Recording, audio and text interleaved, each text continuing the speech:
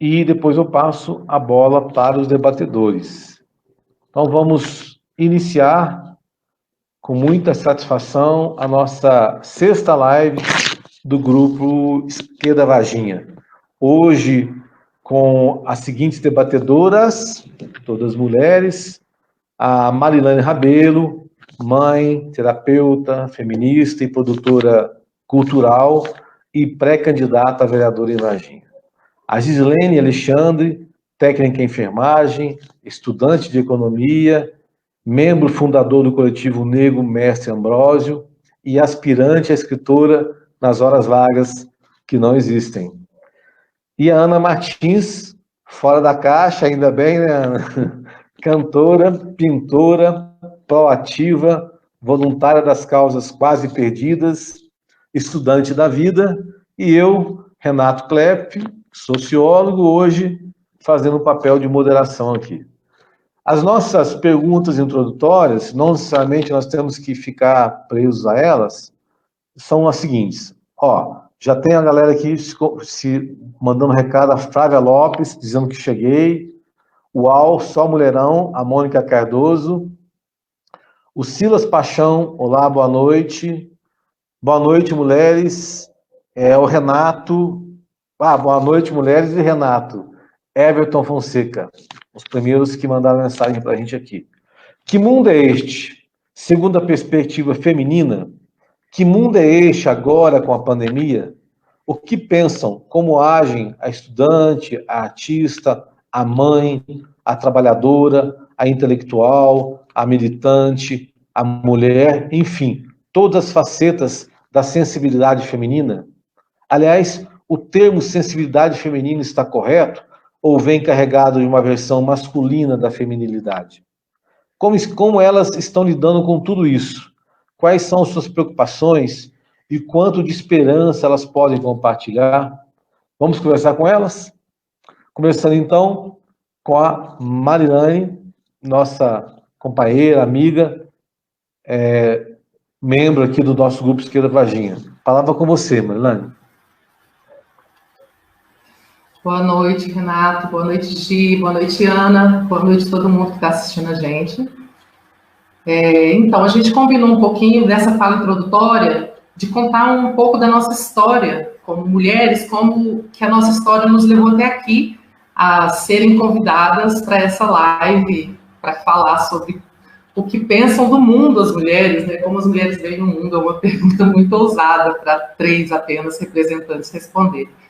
Mas, enfim, então eu fiquei pensando um pouquinho no roteiro da perspectiva da minha vida, desses 42 anos aí, quais os pontos chaves, para resumir aí em 10 minutos mais ou menos, que me trouxeram até aqui, né? E eu sou caçula de uma família, caçula e temporona, tinha mais 2 mulheres e um homem antes de mim. A minha família estava vivendo um momento assim, financeiro muito difícil, lá em Belo Horizonte, no bairro das Indústrias. E quando eu nasci, eu já fui meio que um feedback dos meus pais, assim, né? Então, meus pais já estavam meio que separados. Quando eu tinha 4 anos, eles realmente oficializaram essa separação. E aí a minha mãe se viu numa situação muito difícil, porque ela tinha 4 filhos, ela não tinha escolaridade, porque na época dela, ela contava que ela fez até o 4º ano, a 4ª série, né? Que hoje seria o Fundamental 1, ela fez porque ela insistiu muito com o meu avô, ela pediu muito para ele, e ele falava, não, mulher não precisa disso, mulher não precisa estudar, você tem que aprender a cozinhar e costurar, a mulher tem que aprender esses 2 ofícios. Mas a minha mãe insistiu muito, e por ela insistir, ele permitiu que ela fizesse, mas só até a 4ª série, porque mais também aí já é demais. Então ela tinha 4ª série, experiência nenhuma, porque ela era dona de casa, ela não tinha experiência de trabalho e tal, mas ela tinha o curso de costura. E aí a minha tia, que é a irmã dela e é freira, conseguiu para ela trabalhar na Santa Casa de Costureira. E ela trabalhava dia sim, dia não, na Santa Casa.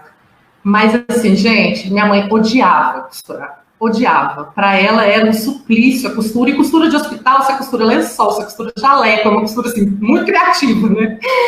Enfim, era muito difícil para ela aquela situação.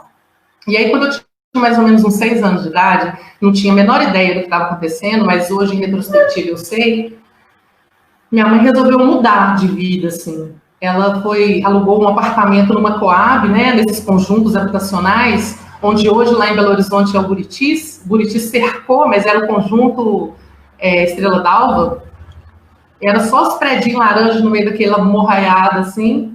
E aí a gente foi para lá. E foi uma mudança de vida muito grande, porque a casa que a gente morava era uma casa assim, que não tinha acabamento, o banheiro era fora da casa. Para minha mãe, aquilo foi um passo, assim, né? E ela resolveu ser sacoleira, pegar roupa no Barro Preto e revender. E ela fez isso até a morte, ela carregou essa sacola revendendo roupa, e foi assim que ela me criou, foi assim que ela construiu tudo que ela construiu, porque depois ela comprou um apartamento nesse conjunto, morou lá até falecer, e essa conquista dela, porque eu imagino que deve ter sido difícil para ela ter dado essa volta na vida dela e conquistar esse espaço trabalhando de uma maneira autônoma, que você não tem segurança da quantia de dinheiro que vai entrar. Enfim, ela se aventurou mesmo, não era o perfil da minha mãe, essas coisas assim, então é mais chocante por isso. Mas ela conquistou o espaço dela ali. Então, essa mais ou menos foi a minha infância. Depois meus irmãos todos saíram de casa, ficou só eu e ela. Ela era essa minha grande referência de uma mulher guerreira, trabalhadora, muito honesta. E os amigos todos do conjunto, porque morar em conjunto habitacional é muito bom, gente, que é muita família, então tem muita criança, Hoje não é mais assim, que hoje está tudo cercado, mas na minha época era tudo livre, a gente interagia, era uma beleza. Lá pelos 13 anos de idade, eu comecei a frequentar matinê, lá em Belo Horizonte. Você tinha que mostrar a identidade para provar que você era menor de 18 anos para você poder entrar. Só entrava menor. E aí, isso foi um outro momento na minha vida, assim, porque tinha os passinhos, a gente dançava os passinhos e tal. E aí, quando tinha a abertura da boate, os meninos iam lá pra frente dançar o passinho da vez, assim, né? Com a música top do momento. E eu sempre fazia questão de estar nesse lugar. Eu era sempre assim, se não era a única, era a segunda mulher que estava nesse espaço. E eu fazia questão de dançar lá na frente com os caras, porque eu acho que, de alguma maneira, a minha relação com meu pai me trouxe a sensação de que eu podia ocupar os lugares que eram ocupados por homens. De alguma maneira, assim, bem simbólico mesmo, meu pai me disponibilizou esse espaço do jeito dele, assim, mas eu sentia que eu tinha direito de estar em qualquer espaço que alguma pessoa pudesse estar, eu poderia estar. Mas nessa época, muito jovem e tudo, eu tinha um preconceito muito grande, e isso também construiu um pouco de quem eu sou hoje. Eu tinha uma relação com as mulheres que era assim, eu me gabava muito de ter amigos homens, de andar mais com homem do que com mulher, é como se isso me valorizasse de alguma forma. Então eu custei um tempo para descobrir o que era, que eu também era uma mulher, que se eu estava falando isso das mulheres, eu estava falando isso de mim também. E eu acho que isso teve a ver com a minha busca, que começou lá pelos 13 anos de idade também, dentro da espiritualidade. E aí, em algum momento, eu cheguei no sagrado feminino, lá no início da fase adulta, assim. E lá no sagrado feminino, eu pude descobrir o valor da potencialidade que é ser mulher. Eu fiz um resgate com a minha menstruação, porque eu tinha uma relação com a menstruação de incômodo apenas, e eu consegui ver várias coisas simbólicas de como e por que as mulheres sangram em seu ciclo lunar. Essas coisas assim foi me abrindo a cabeça para uma outra perspectiva mesmo do que era o feminino, do que era a potencialidade de ser mulher. E eu vejo que ao longo disso muitas mulheres me influenciaram a partir disso. A partir desse momento que eu abri a minha cabeça para valorizar a mulher que eu sou e a mulher que a outra mulher é. E aí, lá na faculdade, lá depois dos 30, assim, eu tive acesso a um estudo que a gente fez de gênero dentro da psicologia. E aí, um dado que ficou muito marcado para mim, gente, isso foi em 2009, um dado que ficou muito marcado era assim, na época que se formavam nas Américas, né, um estudo da APA, então da Associação de Psicologia da América, 72% das pessoas que se formavam eram mulheres em psicologia. Mas, na APA, na presidência da APA, entre os 10 cargos que tinham, 9 eram ocupados por homem e só uma mulher. Então, é muito chocante num curso que 72% das pessoas formadas são mulheres, na representatividade 90% são homens. Então, são coisas que lá eu comecei a ter acesso, que era o pensamento feminista, né, Simone de Beauvoir, eu comecei a ter acesso aí nesse momento da faculdade. Depois, né, com 33 eu fui mãe, e aí ser mulher é uma aventura, é uma luta, é incrível, mas ser mãe é um capítulo à parte, nem toda mulher é ou vai ser mãe, mas quando se é mãe, se descobre potências e forças. Eu parei a minha filha de parto normal, e ela nasceu com 4,1 kg. Então, assim, é um pacote de arroz. Enfim, passar por isso, passar por esse momento, é transformador. É acessar dentro de si essa potência da vida, da força, da energia, do que é essa união feminina. E eu tive uma menina, uma filha, e pensar que minha mãe passou por isso 4 vezes, disso de passagem. Eu passei só uma e tô de boa. E tudo isso, desde que o mundo é mundo, as mulheres estão parindo. É só por isso que a gente ainda existe, né? Então, realmente, isso foi um outro boom, assim. E aí, quando eu vim para cá em 2013, em Varginha, lá no Ecoetrix, onde eu trabalhava, a gente cediu espaço para ter reunião, para várias coisas a gente cediu espaço, na verdade, né? E uma dessas coisas foi para ter uma reunião do pessoal do Levante, e foi a primeira reunião do feminismo popular aqui de Varginha, foi uma reunião mista até. E aí, como a gente emprestou espaço, eu fui lá abrir e fiquei para a reunião. Aí fiquei para a reunião, me apaixonei, comecei a frequentar as reuniões, e a gente foi desenvolvendo, trabalhando, aos trancos e barrancos, é uma reconstrução muito grande, né? Essa relação entre as mulheres, e eu acho que isso que foi importante, que eu queria finalizar minha fala com isso. Foi dentro do feminismo, mesmo passando por todo esse percurso, foi dentro do feminismo que eu consegui modificar o meu olhar, de fato, para as mulheres. Então, hoje, quando eu conheço uma pessoa, uma mulher, na hora o que desperta em mim é a empatia. Então, assim, eu já tive essa coisa do desprezo, da rivalidade, da competição, mas hoje é uma coisa assim, mano, eu sei da sua luta, sabe uma coisa assim, tamo junta e vamos junta, e tudo, né? Depois disso, o feminismo me abriu as portas para entender melhor a política, para militar mais, para estar na rua, para estar mais ativa, e me deu esse espaço de luta, porque eu acho que, de alguma forma, eu sempre estive envolvida com alguma coisa, com algum projeto que implicava nadar meio que contra a maré mesmo, né?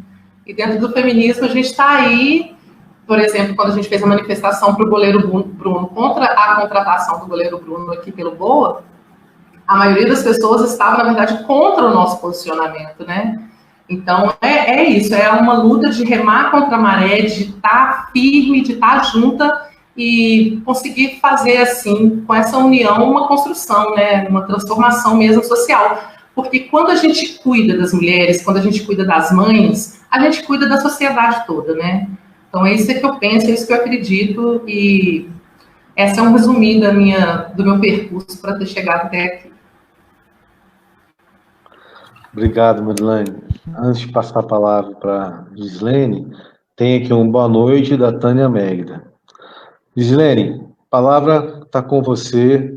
Você que já tem uma intimidade, né, com as câmeras, você aproveita, fala do seu canal no YouTube, das suas lives que você faz, que elas são muito didáticas, com temas sempre muito interessantes aqui para a gente. Muita gente precisa ouvir esses temas que não estão na TV, muitas vezes, não estão na rádio, são temas na perspectiva sua, na perspectiva de uma mulher, de uma trabalhadora.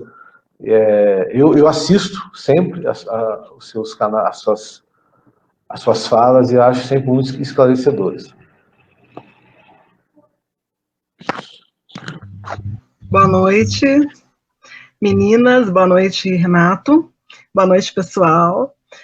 Então, eu acho que eu não consigo falar esse tempão todo que a Marilane falou, não.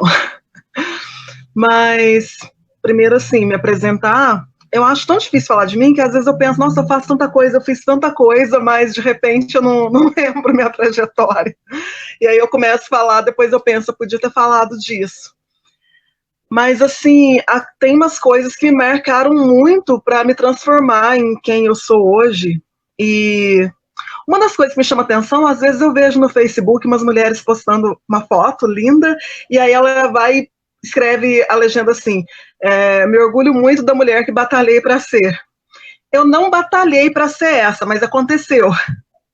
E eu gosto dela, às vezes ela me enjoa, dá vontade de jogar fora, mas aí eu pego ela de volta e falo, vem cá que eu preciso de você. Bom, eu nasci aqui, Três Pontas, né, numa fazenda, e não nasci na fazenda, né, nasci na cidade, mas eu fui criada na fazenda.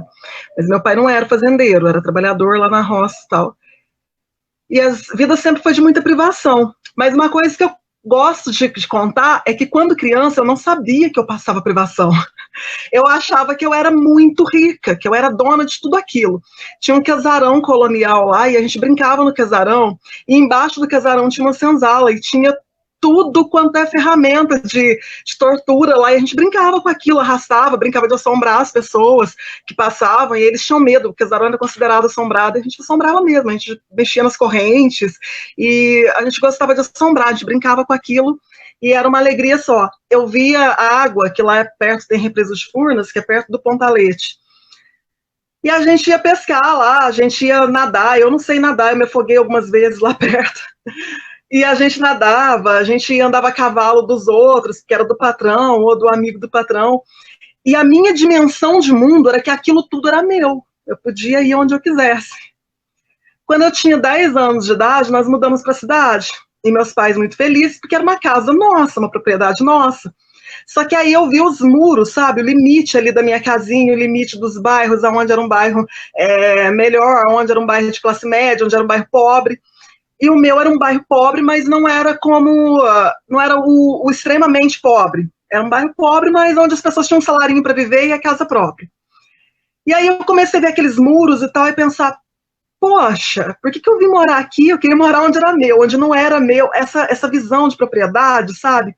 Quando eu passei até essa percepção de propriedade, aí eu começo a questionar, tipo, por que eu moro aqui? Por que isso é meu?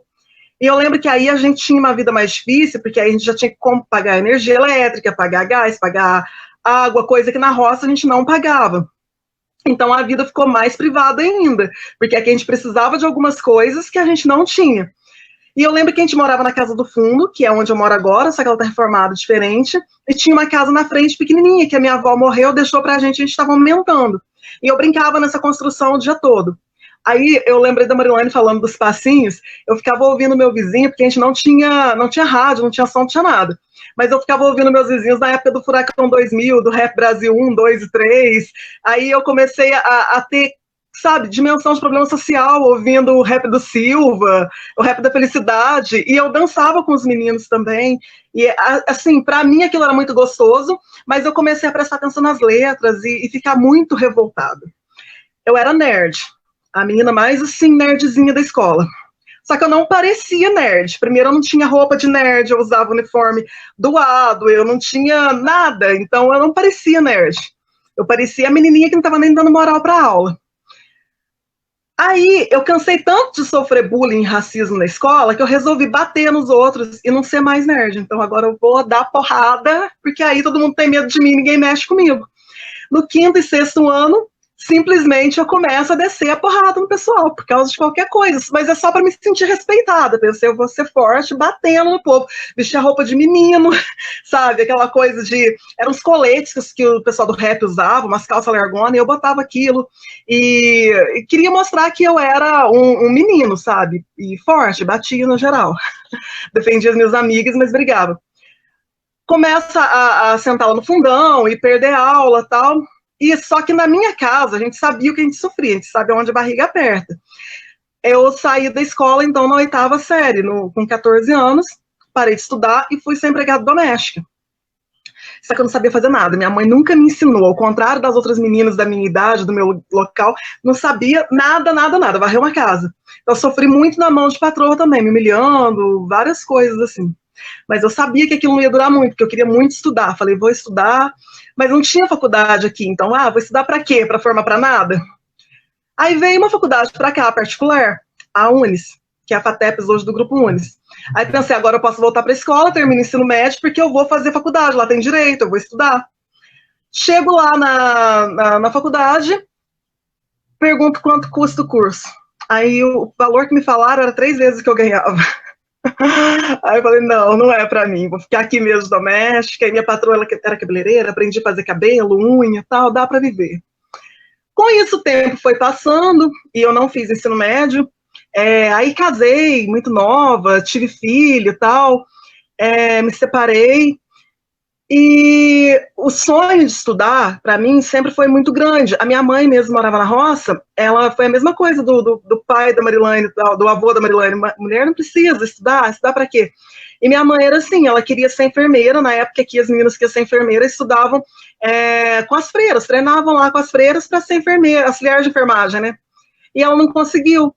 Aí vieram as políticas públicas, veio o Enem, eu pensei, eu vou estudar. Então eu recolhi vários livros que a escola estava jogando fora, não usava mais, comecei a virar à noite estudando, mesmo sendo empregada doméstica, e tirei uma nota muito boa no Enem, eu tirei 980 na redação e 750 na prova.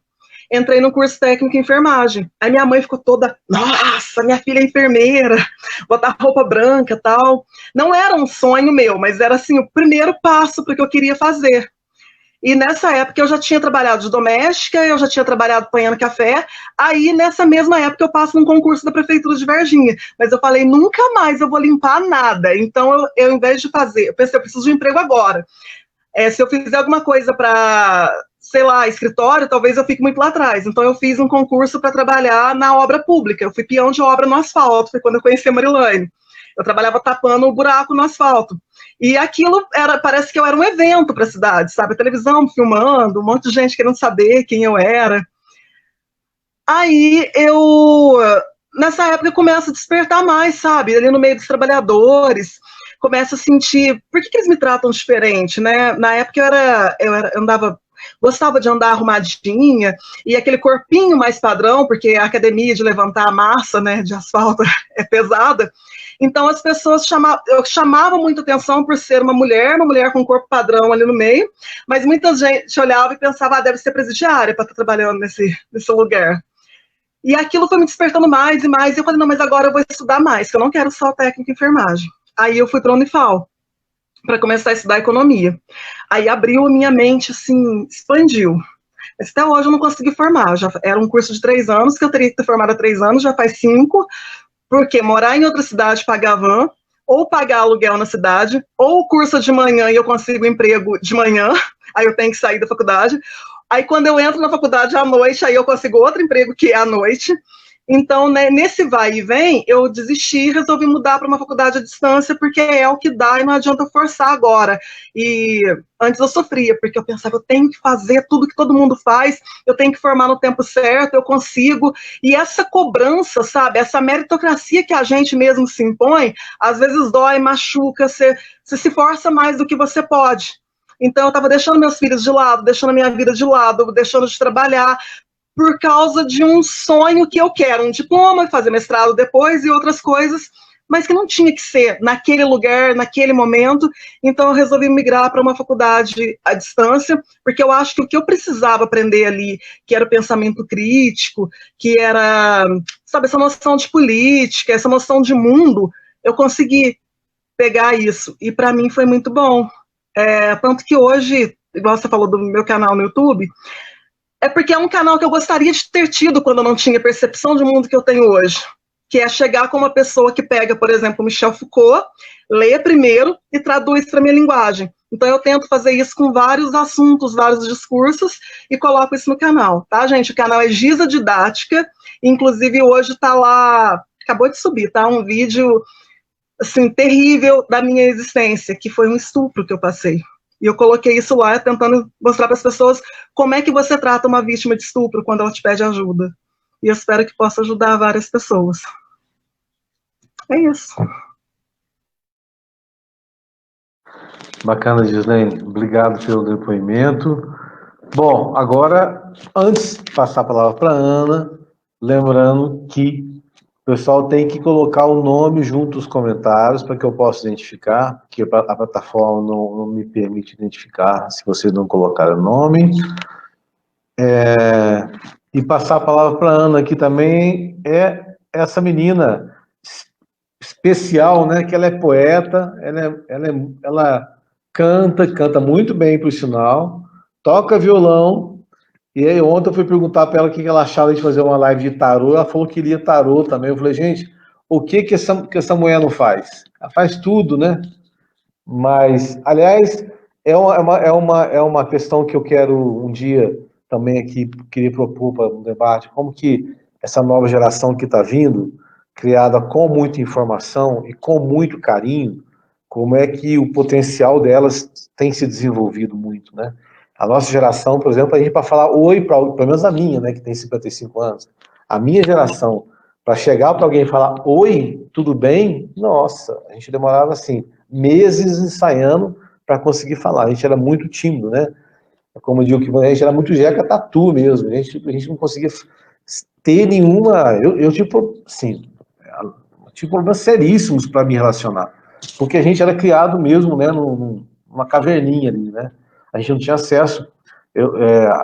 Na minha época tinha rádio, a TV, quando eu tinha acho que 15 anos, começou a chegar, né? Internet só quando eu estava na universidade, em 1990, por aí, enfim. Mas assim, isso é uma questão que me chama muita atenção, né? Como é que hoje essa geração nova que tem informação em abundância, até em excesso, mas que também tem carinho e foram criadas para, né, para se expressarem com uma certa liberdade, né, cresceram no sistema democrático, ou pelo menos alguma coisa parecida com isso. E então é isso, Ana. Muito prazer, viu, que você está aqui. Prazer, primeiro te conhecer no Grupo Esquerda Varginha, que eu não te conhecia. E você sabe que eu sou teu fã, das três, inclusive. Mas, e além de tudo, a Ana tem, como as outras duas também, essa visão crítica da sociedade, que para mim é fundamental, que é libertadora, e como você, e como você, Marilene, também me libertou. Ana, a palavra está com você. Boa noite, gente. Tudo bem? Como o Renato disse, eu sou a Ana e eu tenho 20 anos. Então, assim, pronto, já acabou a minha história. Mentira. Mas então, é muito estranho que, se eu penso assim, qual que foi o marco da minha vida em que eu me percebi como pensante? É bizarro porque a minha mãe, eu até falei isso esses dias para trás, se eu chorar, vocês ignoram, porque, enfim, eu sou canceriana. Mas eu tava pensando nisso, e a minha mãe, ela sempre me criou incentivando o meu pensamento crítico. Então, ela nunca me bateu, ela poucas vezes me colocou de castigo, e sempre que eu falava alguma coisa, ela falava assim, mas você acha isso certo? Você pensa nas consequências que isso vai ter? E aí, desde criança, eu fui a criança barraqueira da escola. Por quê? Eu não concordava com as coisas, e aí eu levantava minha voz. E eu até, tipo, quando eu era criança, me chamavam de... Nossa, lá vem a defensora dos fracos e oprimidos. Gente, sério, eu ouvi muito isso. E é isso, sabe? Tipo, eu como mulher... Eu até tava pensando isso esses dias também, agora que eu fiz 20 anos. Eu não sei quando eu vou conseguir me ver como mulher, sabe? Como mulher. Porque eu me vejo como uma menina e eu não sei. Tem aquele rolê que a galera fala de mulher não nasce mulher, se torna mulher. Eu não sei se eu concordo muito com isso, não. Porque desde que o momento que a gente nasce, a gente é mulher, tá? E aí a gente sofre preconceito desde sempre. E é aí onde aquela primeira pergunta do texto da pauta sobre sensibilidade, né? nos é cobrado uma força desde sempre. Desde criança, assim, geralmente quando alguma menina passa por algum tipo de violência, seja ela de qual tipo for, aí a sociedade machista vem e fala, mas 12 anos, ela já é bem grandinha, ela já sabe o que ela tá fazendo. Então, é muito esquisito, isso não deveria ser assim. As crianças perdem grande parte da infância delas por conta disso. Até acho que é importante a Gislene estar aqui para falar disso, porque como ela é uma mulher preta, as pessoas, além de racistas, né, são machistas.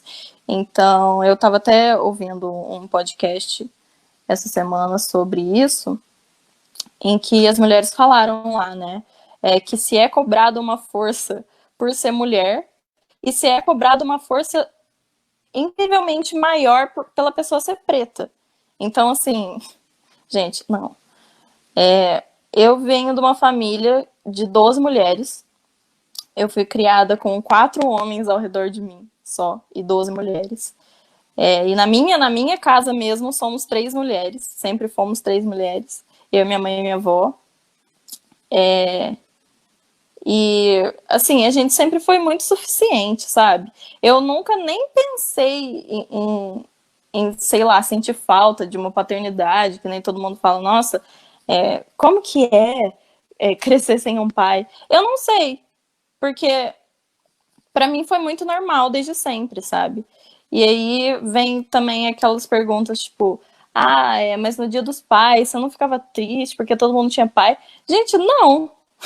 A minha mãe sempre foi tão presente, sabe? Ela sempre foi tão, sei lá, sempre, nossa, muito presente mesmo, muito totalitária na minha vida, que eu nunca nem lembrei que existia um pai, sabe? O que mais que eu posso falar? A minha vida, assim, na militância, no ativismo da cidade, também começou com o Levante Popular. Eu estava no ensino médio, acho que no primeiro ano do ensino médio. E aí foi até o Derek que me convidou na época. E aí eu comecei a frequentar também as reuniões. E aí eu falei, dá para fazer alguma coisa. Tem mais gente que pensa igual a mim, que legal. E aí foi quando eu comecei a conhecer mais gente e a gente começou a fazer mais coisas. E eu acho que é isso.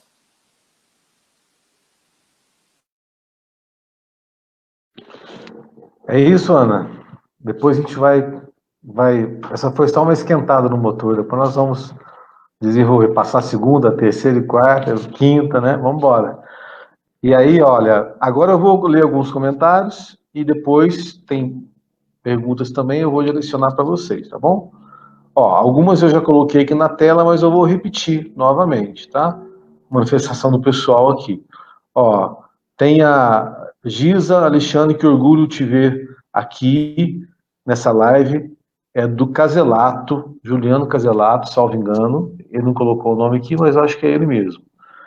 Aí depois tem um comentário aqui da Mônica Cardoso.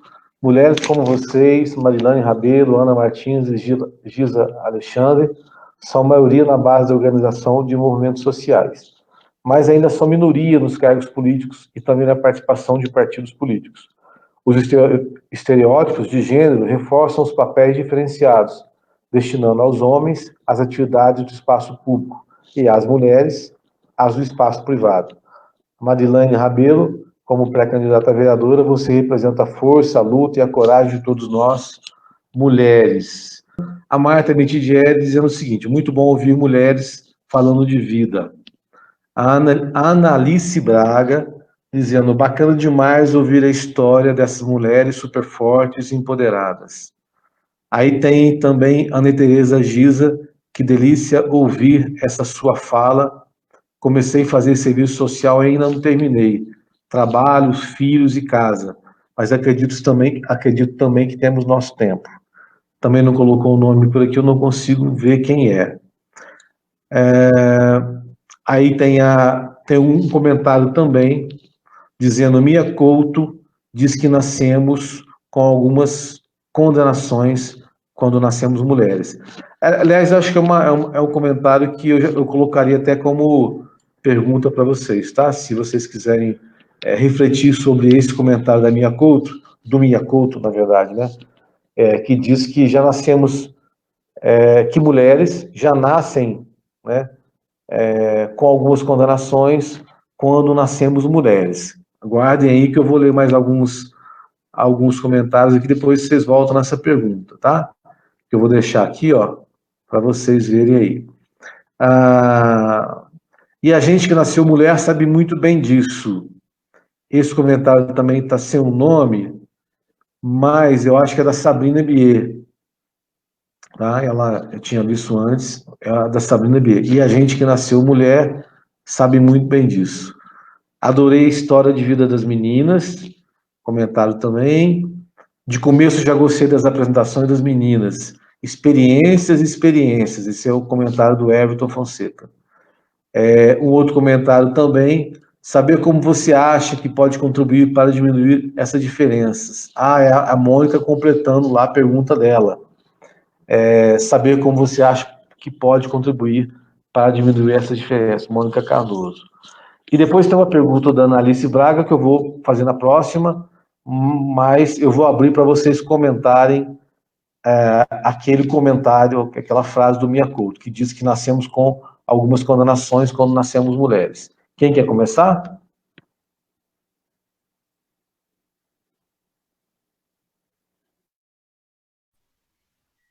Posso começar?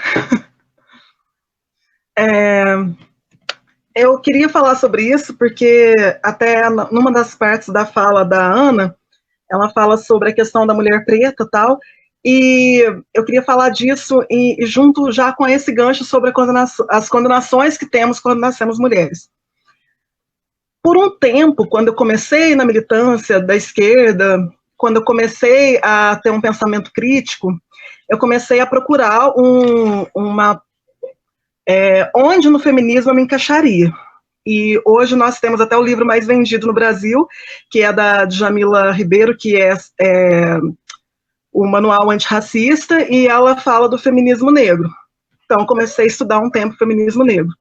Ainda não me encontrei nem dentro dele, porque eu tenho estudado hoje o mulherismo africano, até está lá, gente, dentro eu não vou contar muito spoiler, porque eu quero que vocês vão também para o meu canal, que lá tem uma parte que fala porque eu não sou militante feminista.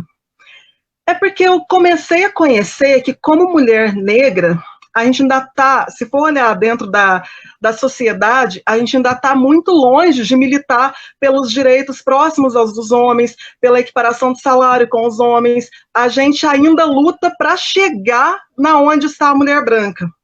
Ou seja, está muito aquém da mulher branca em várias situações. Quando a mulher branca já estava lutando para ter direito ao trabalho, a mulher negra já trabalhava e não ganhava nada por isso. Então, hoje eu resgato o mulherismo africano, que ao invés de ser como a mulher branca luta contra o patriarcado, no mulherismo africano a gente luta para resgatar o matriarcado, e que é das origens africanas, enfim, que são várias culturas na África. E onde se faz isso muito bem é no candomblé, que as maiores líderes do candomblé são as Yalorixás, que tem os babas também, é claro, só que quando eles exercem o serviço de ser um baba lorixá, que é um pai, ele não está exercendo a paternidade sobre os filhos, ele está exercendo o papel da maternidade, porque é a matriarca, que é um espaço de poder, que é onde as mulheres negras já tinham esse espaço de poder, onde as sociedades matriarcais, elas já são quem tem o espaço de poder. É para elas que quando a gente chega num terreiro, por exemplo, ainda que de Umbanda, que aqui na região eu não conheço terreiro de candomblé, a gente pede a bênção dos pais e das mães, mas a gente pede, porque é uma coisa tão matriarcal, que os pais pedem a bênção da mãe também, aquele cuidado da mãe com os filhos. Se for falar disso numa perspectiva capitalista, branca, eurocêntrica, a gente vai estar falando, estamos resgatando então que a mulher tem que estar na cozinha, que o espaço de poder da mulher é ser mãe, porque aqui, nesse espaço, é um espaço patriarcal. Então, para a mulher negra ainda chegar a lutar contra o patriarcado, ela ainda tem que se aproximar das questões da mulher branca, ou seja, ainda superar a questão do racismo primeiro, do povo dela como um todo, para conseguir se equiparar com a mulher branca nessa sociedade patriarcal capitalista, para então buscar esses direitos iguais aos homens, no caso, os homens brancos. Portanto, a condenação da mulher negra, ela ainda é um sujeito, ela não é considerada pessoa negra, e ela nem é considerada na luta como uma mulher. Se a gente pegar, por exemplo, uma empresa que diz que não é racista, ela fala, eu tenho homens negros, eu tenho negros em espaços de poder. Aí esse diretor que tem lá negro é homem, o gerente negro é homem. Mas ele diz, mas a gente não é machista, nós temos mulheres na empresa, em espaços bons também, no escritório. Aí tem a gerente de recursos humanos, mulher, branca. Aí tem uma diretora executiva, mulher, branca. Onde está a mulher negra nesse espaço? Então, é um espaço a superar, tanto na questão da mulher, quanto na questão da raça. Ok. Deixa eu corrigir as minhas falhas aqui, antes de passar a palavra para a próxima debatedora. Aquela frase, Giza, que delícia ouvir essa sua fala, eu comecei a fazer esse serviço social, ainda não terminei, trabalho, filhos, casa, mas acredito também que temos nosso tempo, aqui está escrito Fênix Silva, e depois Ana Tereza, que falou isso, tá? A Tauana Gomes, querida também, a Tauana, menina que eu também tenho muita admiração, viu, Tauana? Um beijo para você. Ela dá uma boa noite aqui para gente. Também temos aqui a Sabrina Bier, que fez o comentário, e a gente, que fez o comentário, e a gente que nasceu mulher sabe muito bem disso, ela cita o Mia Couto. Mia Couto diz que já nascemos com algumas condenações, quando nascemos mulher. Aí a Sabrina Bier complementa, e a gente que nasceu mulher sabe muito bem disso. E depois tem a Tânia Megra, que fala, adorei a história de vida dessas meninas, tá? Também corrigindo aqui um erro, também que eu falei errado, que eu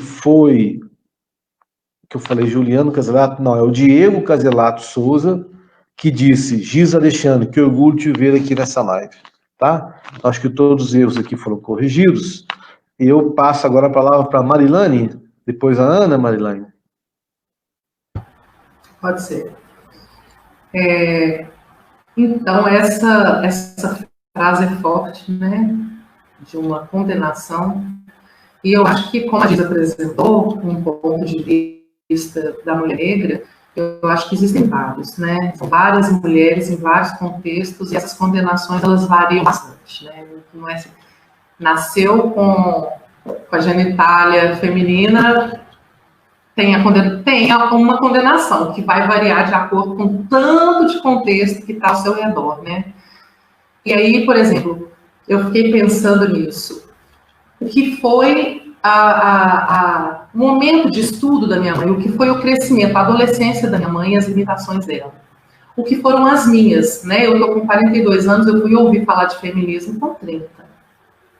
E o que é uma pessoa como a Ana, que está com 20 e já foi forjada no meio de todo esse conhecimento, esse falatório. O que é isso? Deixa eu saber. E é isso que o Renato falou, esse excesso de informação, esse excesso de acesso que a gente tem na internet vai possibilitar com que ela faça várias pesquisas.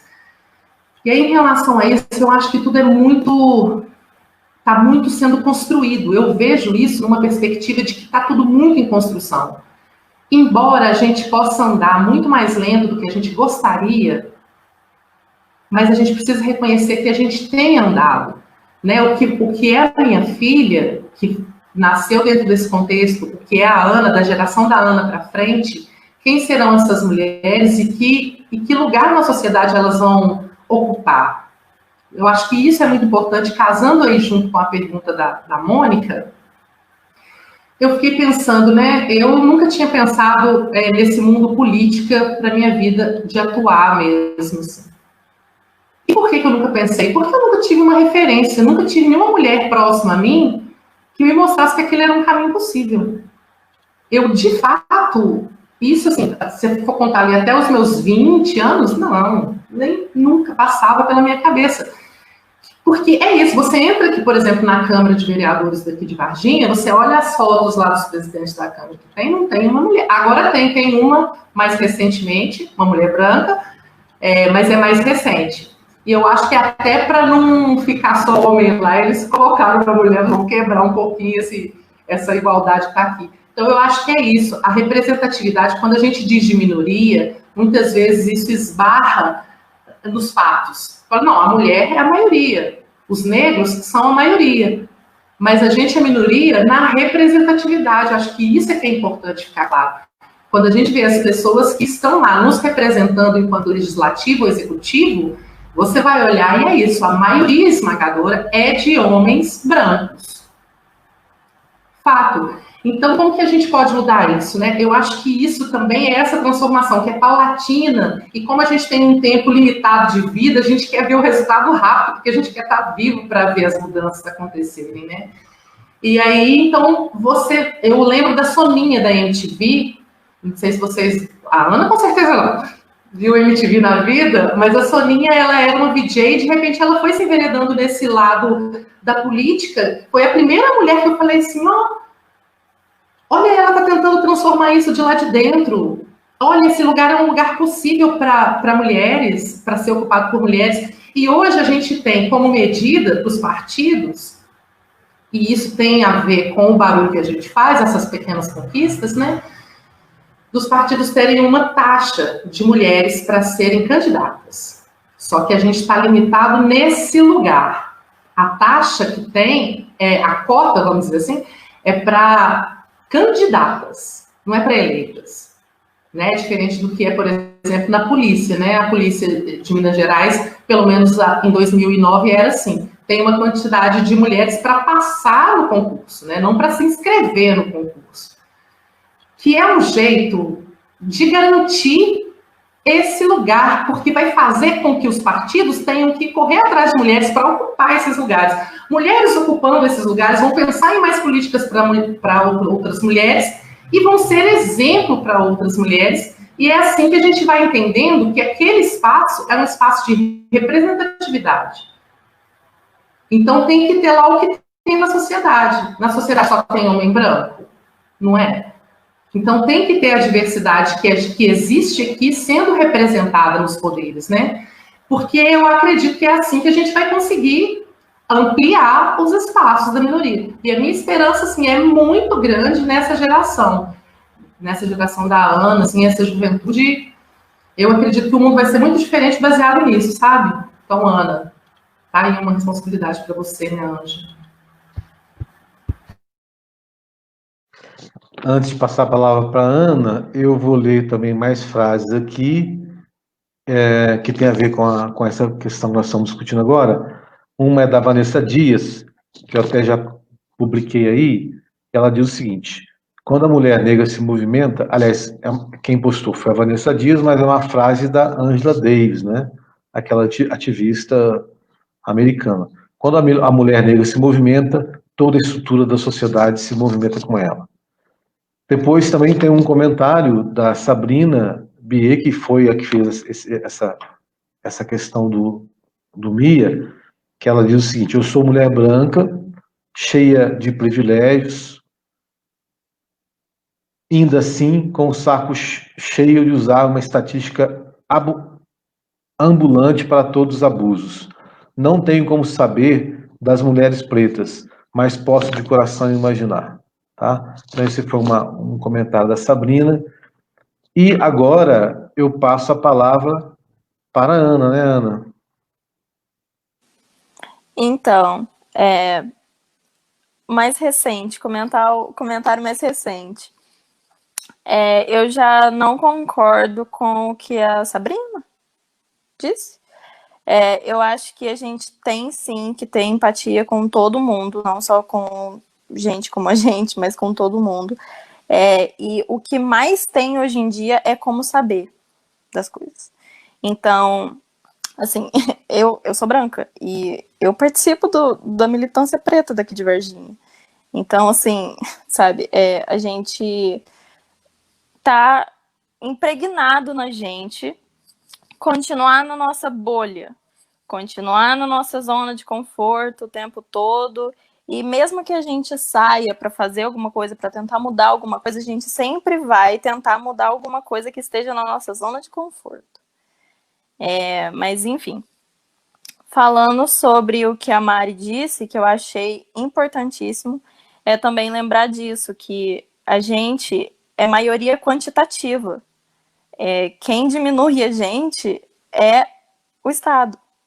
Então, a gente está aqui, a gente é maioria quantitativa, só que a nossa força é muito diminuída. O que mais? Sobre a força e sobre a gente nascer com condenações, eu não concordo muito com isso também. Eu não gosto dessa palavra, condenações. Por que condenada? A gente é condenado a alguma coisa? A culpa é da sociedade, a culpa é de tudo que está construído, sabe? Se a gente sofre alguma coisa, não é nossa culpa, não é porque a gente nasceu desse jeito, que é nossa... Entende? Nunca é a culpa da vítima. E a gente tem que lembrar também que existem homens trans. Eles também sofrem machismo. E mesmo os homens cis, eles também sofrem com machismo. E aí é outro link que a gente faz com a pergunta da pauta sobre sensibilidade feminina. A sensibilidade humana é só feminina? E, na real, o que é? De onde vem esse feminina? O que é ser feminina? O que é ser masculino? E aí, tem hora que eu entro num loop também e eu fico louca e eu já juro que não sei. O que é ser mulher? Sabe? O que valida isso? Eu sei que eu sou mulher porque eu sinto, eu sei que eu sou mulher. Mas pra gente explicar para as outras pessoas o que é ser mulher? Será que é toda a nossa luta que faz a gente ser mulher? Eu juro, eu não sei. Fica até aí uma outra pergunta para se alguém quiser falar sobre. Ok. Tem aqui um complemento que a Sabrina fez no comentário dela, que ela diz o seguinte: eu sou mulher branca, cheia de privilégios, ainda assim com o saco cheio de ser uma estatística ambulante para tantos abusos. Não tenho como saber das mulheres presas, mas posso de coração imaginar. Ela está complementando assim: não sei por não ser preta, imagino por ser mulher. Bom, aí tem um comentário da Mônica Cardoso, que uau, é a melhor lição que uma mulher pode aprender, que desde o primeiro dia ela sempre teve tudo que precisa dentro de si mesma. Foi o mundo que a convenceu que ela não tinha. Essa é uma frase do Rupi Kaur, assim que fala. Não sei se é assim, mas tá aqui feito a referência. E aí tem mais comentários. Viu, Analice? Eu não esqueci da tua pergunta, não, tá? Eu vou fazendo aqui as perguntas, mas eu vou os comentários, mas vou voltar na sua pergunta.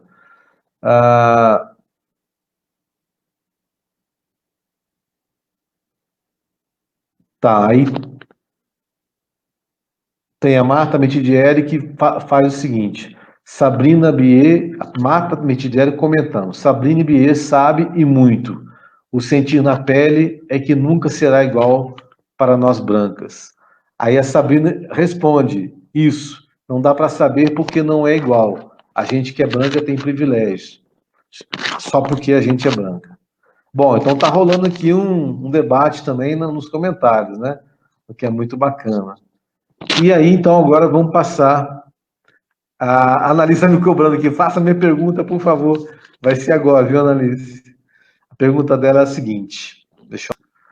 Vocês acreditam que as mulheres... Deixa eu colocar aqui, que vocês vão lendo também. Vocês acreditam que as mulheres de Varginha e das cidades do entorno que vocês conhecem têm caminhado no sentido de uma maior liberdade sexual? Isso é uma pauta que vocês acham que é discutida de maneira mais geral nessas cidades? Sabe que, Renato, que eu fico pensando assim, acho muito justo, a gente na hora de escolher o nome para a nossa live, a gente ficou na dúvida, né, que nome que a gente daria para essa nossa conversa. E aí eu fico pensando sempre nisso. Tudo bem a gente discutir várias coisas, mas aí quando ela me vem com essa pergunta, eu penso, mano, a gente está vivendo uma pandemia com implicações drásticas na nossa vida social, econômica, e aí a gente se depara com essa história da pandemia, a sobrecarga em cima da mulher, o quanto que a mulher, e a mulher que trabalha, gente, e a mulher que é professora e mãe, o que é essa mulher, gente, que está tendo que dar aula remotamente de casa? A professora da minha filha, ela tem uma criança pequena, que não pode ir para a creche, e ela dá aula na municipal e na estadual, remotamente, aquela loucura que está tendo que se reinventar, porque nunca imaginou passar por isso, e aí tem tarefa doméstica, tem isso, tem aquilo. Mano, então aí eu penso nas nossas lutas, assim, aí parece que a liberdade sexual agora virou um assunto que, tipo assim, depois a gente fala disso, né? Estamos com outras prioridades aqui. Mas em relação a esse assunto, eu acho que eu vejo assim, a gente vive dentro de um contexto mineiro. Mineiro por si só já tem uma coisa mais conservadora, mais reservada, um machisminho mais a mineira, né? A gente tem isso e a gente está no interior. Então eu acho que essas duas coisas ainda contam muito e eu acho que a gente tem caminhado, a passos lentos no sentido de que o primeiro caminho é que as mulheres se conheçam, se permitam sentir prazer, conheçam o seu corpo. Esse é o ponto principal. Para quantos ela vai para a cama, isso é o outro passo da história. E o que resulta disso ainda é um outro ainda. Agora, eu não sei como é que está a geração mais nova, porque eu sei que muita coisa tem mudado aí no rolê. Também estou falando de um recorte aqui. A Ana vai falar de uma outra perspectiva, mas sobre esse assunto eu queria dar essas pinceladas aí.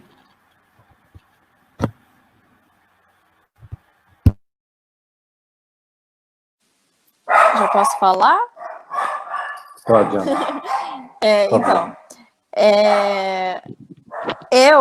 eu falando da minha bolha, as minhas amigas já são, assim, já têm uma cabeça completamente diferente. Nós já somos muito mais abertas para falar sobre isso, para discutir sobre isso com qualquer pessoa, dentro da família e etc. Mas, quando eu lembro do meu tempo de escola, assim, pegando uma coisa mais recente da faculdade, muitas meninas ainda falam sobre virgindade até o casamento. E tipo assim, caramba, eu tenho 20 anos. Eu levei um susto, eu juro. Porque a gente fica tão, que nem eu tava falando, a gente fica tão acostumado dentro da nossa bolha, que quando a gente ouve meninos da minha idade falando isso, é um espanto, juro. E eu concordo totalmente com a Mari. É que nem a Bia Ferreira fala, né? Enquanto as pessoas morrem, a gente tá preocupada em ir pra rua queimar sutiã, sabe? Tem muita coisa acontecendo, tem muita gente morrendo, e eu acho que esse não é um assunto que seja mais importante do que o que a gente está vivendo hoje, sabe?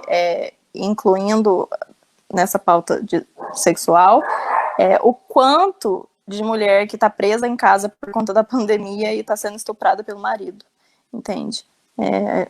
Isso acho que é primordial e enfim, a liberdade sexual é um assunto muito gigante, é muito geral e a gente teria que, sei lá, fazer uma live só para isso.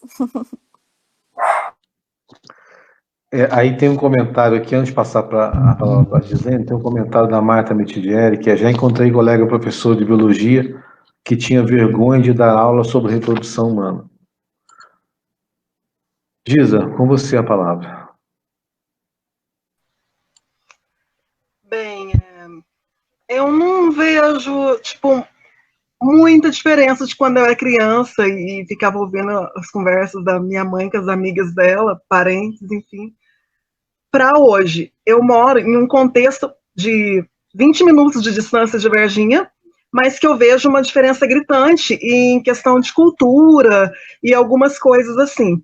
Eu sempre trabalhei em Varginha, poucas vezes eu trabalhei aqui, em Três Pontas, e estudei em Varginha, enfim, e assim, o jeito de se portar, às vezes, das mulheres é um pouco mais permissivo, elas se permitem um pouco mais do que aqui em Três Pontas. Isso falando sem estatística, de uma maneira geral, um olhar meu que não vale nada em números. Mas, como uma pessoa que trabalhou na saúde pública, aqui no bairro, perto de casa, no postinho, uma preocupação começou a vir na minha cabeça. Quando a gente fala dessa liberdade sexual, ela tem que ser tratada de uma forma mais séria. Não no sentido de que a mulher tem que pensar se pode fazer, se não pode, como vai se vestir. Mas eu acho que na questão dos adolescentes. A minha filha, que vocês viram um pouquinho antes da gente abrir a live, ela tem 14 anos. E ela vai me matar se ela souber que eu tô falando isso, mas ela é bebê. E ela tem amiga de 15 ou 16 que ganhou neném, agora. Então, que estudava na mesma escola e que tinha o mesmo contexto, quase o mesmo contexto social. Ela é minha filha. Quando eu estava estudando, eu pegava um livro para mim, porque eu tinha que estudar para passar uma prova, para fazer um Enem, e eu dava um livrinho para ela. E ela assistia, a única TV aberta que ela assistia era a TV Cultura. E a música que ela ouvia era alguma coisa que eu estava ouvindo e sabendo que ela estava ouvindo. Então, os amigos que ela tem do mundo geek dela, essas coisas. Essa outra amiga é um outro contexto. A mãe está trabalhando o dia todo de diarista, cuidando da filha lá da patroa, e a menina está cuidando do irmãozinho. Então, na cabeça dessas meninas, elas já são mulheres com liberdade sexual, e inclusive de você pegar os posts delas nos status, dela e de outras coleguinhas no status, estão brigando por causa do menino. E aí uma delas conta a vantagem que eu já sou mulher, é porque ela já tem relação sexual, eu já sou mãe do filho dele, e agora o que esses meninos fazem da vida? Então, assim, o que me chama a atenção hoje, para a gente trabalhar, não a questão da liberdade sexual, mas a questão de poder discutir isso num ambiente de saúde pública, num ambiente educacional. Igual eu perguntei para minha filha, mas na sua escola você não tem aula de educação sexual? Tem um bimestre inteiro. Tá, mas a menina passou pela mesma aula, mas tem todo um contexto histórico, tem todo um contexto social, é de um bairro do lado, com um contexto totalmente diferente, que enquanto eu ia trabalhar, minha filha ficava com a avó, e ela não tinha essa avó para cuidar. Então, a gente tem que pensar assim, eu acho que a liberdade sexual nesse sentido, de como que ela está sendo propagada, e hoje, com toda a liberdade que você tem de entrar no YouTube e achar o vídeo que você quiser, tem lá vídeo de coach de relacionamento que ensina que se você engravida do cara, o cara vai te dar mais atenção, vai ficar com você, porque você é mais importante do que as outras que ele pega, que as outras não são tão importantes quanto você. Então, assim, eu acho que nesse contexto, as mães, as enfermeiras, as professoras, as mulheres em geral que estão em volta dessas meninas, com a mãe da coleguinha, eu acho que a gente tem uma certa responsabilidade de conversar sobre esse assunto com essas meninas que estão em formação. Agora, sobre a vida sexual de geral, eu não sei como é que tá, o povo ainda se espanta um pouco quando a gente fala algumas coisas que a gente acha normal. Só completando aqui, a Annalise fez um complemento da pergunta dela, que é assim, até corrijo minha pergunta. Ao invés de liberdade sexual, eu colocaria sexualidade. Precisamos lembrar que falar sobre sexualidade e mesmo sobre liberdade sexual não diz respeito somente à relação sexual. Vai muito além disso, incluindo isso que Giza está mencionando agora. Tá? E depois tem se depois vocês quiserem comentar esse complemento dela, fica à vontade, mas eu vou também colocar aqui uma pergunta do Everton. Ele diz o seguinte: oi meninas, é o Everton. Como ouvinte hoje, minha pergunta vai no sentido literário. Quais livros vocês indicam que ajudam na construção do feminismo e que, por outro lado, apresentam uma visão feminina do mundo? Abraços. Fique à vontade, quem quiser, quer a última que falou, quem quer começar? Vocês querem começar pela Madeleine, depois a Ana, depois a Giza?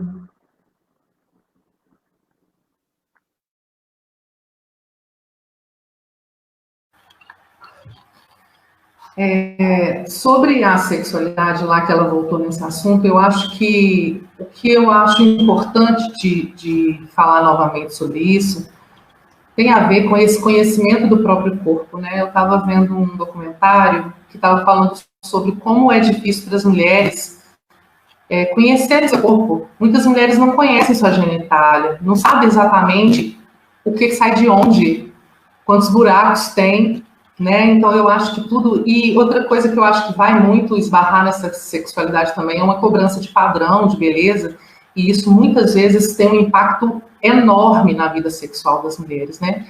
E com certeza a gente vai estar falando também de várias gerações, vários por isso a gente feminismos também, porque não é uma massa chamada mulher, né? São muitas pessoas esse nome. Sobre livros, eu gostaria de falar assim alguns. Ai, sempre é depois querer falar. Mas o primeiro que fez essa, eu não vou lembrar o nome das autoras, me desculpem, mas depois vocês pesquisam. Esse primeiro que fez esse resgate, ele chama Seu Sangue é Ouro, Resgatando o Poder da Menstruação. Então, esse livro foi um livro que me acessou na potência feminina. Me deu um lugar, um espaço nesse contexto do que é o nosso corpo, do que é observar isso, do que é respeitar esses ciclos, do que é ter essa capacidade de se dar manutenção, de se observar, de saber que a gente é cíclica e que os hormônios realmente eles fazem diferença e que se a gente consegue minimamente fazer com que a vida respeite essas evoluções, a gente fica muito melhor, né? Um livro que, para mim, ele sempre está válido, cada momento da minha vida ele vai ter um peso. Ele chama Mulheres que Correm com os Lobos e Resgatando a Mulher Selvagem. É um livro incrível, na verdade uma tese de doutorado da Clarissa Stess, e ela conta vários contos, e desses contos, contos clássicos, né? Tipo Cinderela, não é exatamente a Cinderela, mas contos clássicos, e ela vai destrinchando isso pelo olhar psicanalítico e junguiano, trazendo o quanto dessas mulheres selvagens a gente aprendeu a domesticar. E o quanto que é importante trazer à tona, libertar essa mulher selvagem. E essa mulher selvagem é uma aos 20, é outra aos 30, é outra aos 40, acredito que é outra aos 50, e vai dali para adiante, porque são várias construções dessa selvageria toda, que é ser mulher. Tem um livro também que eu acho que ele é muito, muito clássico, assim, não vou lembrar o nome dela. Mas tudo bem, então eu vou falar de um outro que eu li recentemente, que eu achei muito foda, que é Pare de Se Odiar, a Maíra que me emprestou ele, da Alexandra, que tem aquele canal no YouTube, Alexandrismos, que fala dessa coisa de sobrepeso, de obesidade, de aceitação do corpo, de toda essa pressão estética que a mulher vive e o quanto de doença mental, psíquica, emocional que é gerada através disso. Então, eu acho que eu encerro aqui com essas 3 dicas aí de livro, que é a outra cito da minha cabeça, que não é muito importante agora nesse momento. Passo a bola. Eu, antes de passar a palavra para Giza, que seria agora, Giza, tem aqui um comentário da Sabrina Bia, que ela fala assim: então, aí a gente tem que colocar muito fortemente de quem engravida é a mulher. E a depender do contexto, quem engravida é a mulher. A vida sexual, de geral, começa a malemar nos mesmos anos da adolescência, mas é a mulher que engravida. E quase sempre, filho é da puta, e não do puto. Né? Esse peso, né? Acho que ela quis dizer do peso, que no final das contas, quem carrega, quem cria, quem se responsabiliza, e muitas vezes, né, é a mulher. Ela quis dizer todas as vezes aqui. Bom, aí tem também comentários. Bom, aí vamos com a Giza, porque já é uma outra pergunta, a gente vai mudar de tema. Vamos continuar nesse tema. Bom, como a gente está falando das questões das mulheres, e eu coloquei as questões das mulheres negras, eu gostaria de indicar 2 autoras para que se possa contrapor sobre o que eu falei agora há pouco. Eu gostaria de indicar o livro da Djamila Ribeiro, que é Quem Tem Medo do Feminismo Negro, mas que também lessem a Catiúcia Ribeiro, que é Filosofia Africana, que aí dá para compreender isso um pouco disso que eu falei, colocar o patriarcado em contrapartida com o matriarcado africano. Por que a importância do matriarcado para as mulheres negras e como o racismo influencia a vida das mulheres negras até mais do que o machismo. Primeiro ela se encontra na questão do racismo para depois de superado e lutar na pauta do machismo, para ela ser, a mulher negra ser trazida para esse patamar de mulher, para poder lutar contra o machismo. Então, eu não conseguiria traduzir aqui o que esses dois livros conseguem traduzir. Eles têm uma linguagem muito fácil, bem didático mesmo. Então, é o Quem Tem Medo do Feminismo Negro, da Djamila, e Filosofia Africana, da Catiúcia. Eu acho que ler esses dois dá para entender exatamente o que é que eu trato quando eu falo que a mulher negra tem que sair do patamar de negra para ir lutar no patamar de mulher.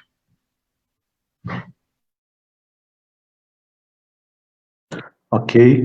Aí tem um comentário aqui que eu não sei de quem que é, não consegui identificar. Que diz o seguinte: transar é uma delícia. Não quer dizer que uma menina de 14 anos que engravidar, não quer dizer que uma menina de 14 anos tem que engravidar por isso. Nem que ninguém, mulher, tem que casar virgem por causa disso. Tudo bem? E aí tem uma pergunta aqui, que é para as três, que é da Vanessa Dias, que ela diz o seguinte: vocês acham que é possível, deixa eu colocar aqui no publicar, vocês acham que é possível a emancipação feminina dentro da cultura do mercado? Ou seja, a ocupação por mulheres de postos de trabalho em empresas, ou mesmo na política, é suficiente para que a sociedade se torne igualitária? Em outros termos, é possível a emancipação feminina no interior do sistema capitalista? Quem quer começar a responder? Eu vou falar. É isso que eu ia falar. Hã? É porque eu ia falar que você não falou dos livros. Não, amor, é porque eu ia falar que você não tinha falado dos livros, então eu ia falar para você começar falando. Desculpa, Ana. Então aproveita e já emenda uma na outra, tá? Tá. Então, falando sobre a sexualidade, eu até ia falar sobre isso. No meu convívio de pessoas, existem sim muitas mulheres da minha idade que saíram do armário, entre aspas, porque eu não gosto de falar se assumiram, e que não necessariamente lésbicas, mas que tornaram público relações afetivas com outras mulheres. Sobre livros, eu também bato na tecla das mulheres que correm com lobos. Eu acho que assim, não tem como ser gente sem ler esse livro. Aquela. Aí sobre a ocupação das mulheres em cargos de empresa, eu acho importante lembrar que a gente, como sociedade, a gente interpreta coisas a partir de símbolos. E o mercado é um símbolo e tanto de poder. Então, se você vai numa empresa e mesmo que, sei lá, você entre para trabalhar nessa empresa e aí a maioria dos funcionários sejam homens, mas a sua chefe é uma mulher, isso é de uma representatividade muito grande. Eu acho que nenhum dos esforços, buguei, mereça ser tratado como assim, é o suficiente. Porque, na verdade, nunca vai ser suficiente. Nada para. O tempo não para, a gente não para, a sociedade também não para. Então, assim que a gente conseguir quebrar alguma coisa, algum outro problema vai ser criado. Então, eu mesma tenho a sensação de que, mesmo que a gente se esforce, e a gente precisa, outros problemas vão vir. Então, o que é ser suficiente, na real? Eu acho que é, sim, de uma importância simbólica muito grande, mas tendo em vista isso de que outros problemas sempre vão vir, e é isso.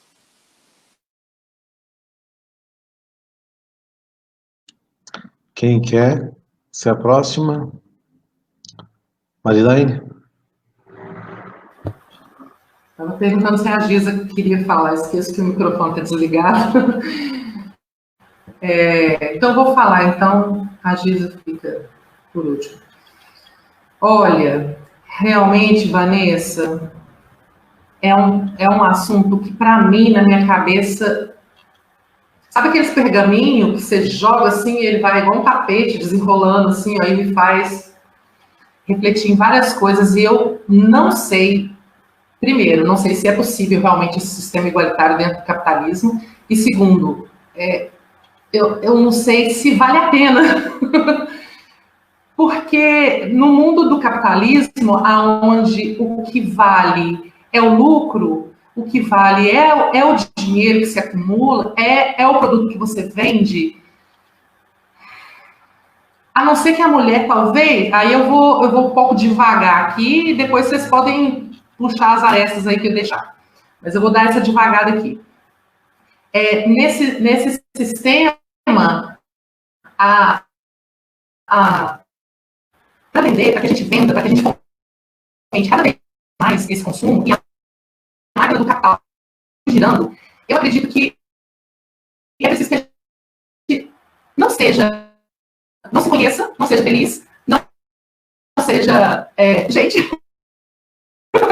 porque assim, eu imagino que toda essa escravização da mulher, esse subjugar a mulher, seu segundo sexo, a mulher não ter aprendido o que é o prazer, né? Até ontem, uma mulher que mostrava prazer na cama, que sentia prazer na cama, e até ontem, gente, a minha mãe, tá, né? 300 anos atrás, não. Ela não tinha respeito. E a mulher que não podia mostrar que ela sentia prazer na cama, porque isso fazia com que ela perdesse respeito do marido dela. E a mulher que mostrava que sentia prazer na cama, ela estava sendo paga para aquilo, e muitas vezes nem estava sentindo de verdade.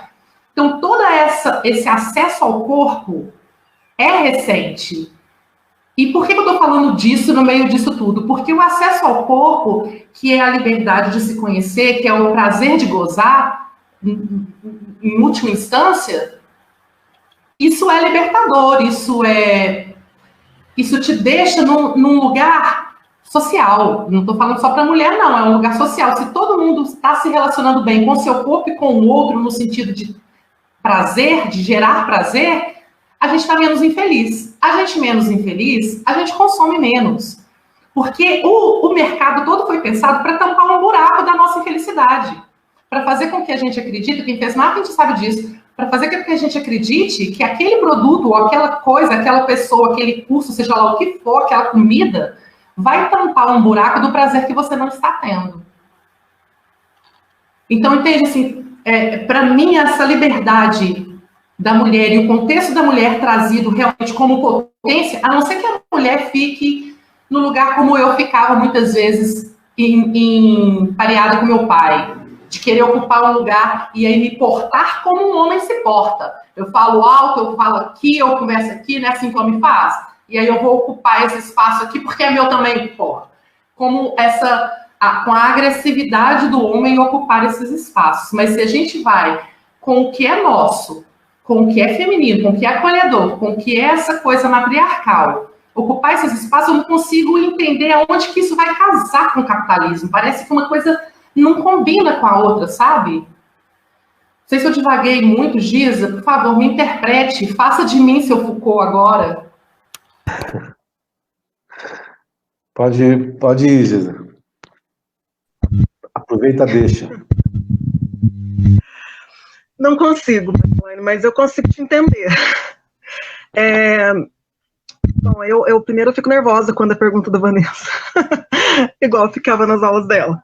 Mas, não, eu não acredito que nada funcione dentro do capitalismo. Eu acredito, pensar assim, às vezes, é muito triste, porque aí é como se eu estivesse dizendo para vocês e para quem está ouvindo que toda a sua luta é em vão, porque a gente não consegue esperar o capitalismo, é um poder muito grande, e tem ainda o poder do Estado para proteger o capitalismo, para proteger o capital, para proteger o dono do capital, que a gente é simplesmente descartável, quando você não serve, eles colocam outro no seu lugar.